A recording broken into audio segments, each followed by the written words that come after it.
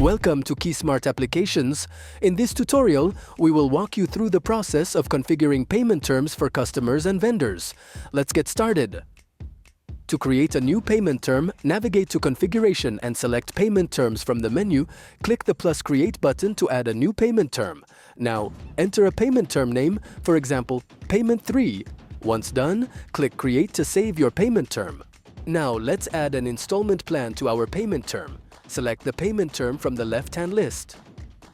Scroll down to the Installment Plan/Calculator section. Click the plus icon to add a new installment. In the Due Terms pop-up, enter the first installment percentage, for example, 50% of the total amount due.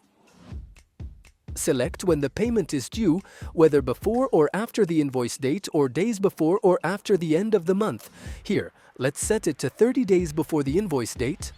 To add another installment, enter the remaining 50% and set it to be due 15 days after the invoice date. Click Create to finalize your installment plan. To edit a payment term, select it from the list and click Edit. Modify the payment term details as needed and click Apply Changes to save. To delete a payment term, click Delete in the Edit view. You can also edit an existing installment. Click the Edit icon next to the installment. Update the payment installment, due percent, the days, or the payment role as needed. Once you're done, click Apply Changes to save your updates. And that's how you configure payment terms in KeySmart Applications. We hope this tutorial helps you streamline your payment processes. If you have any questions, feel free to reach out to our support team. Contact us at info@idsccc.com.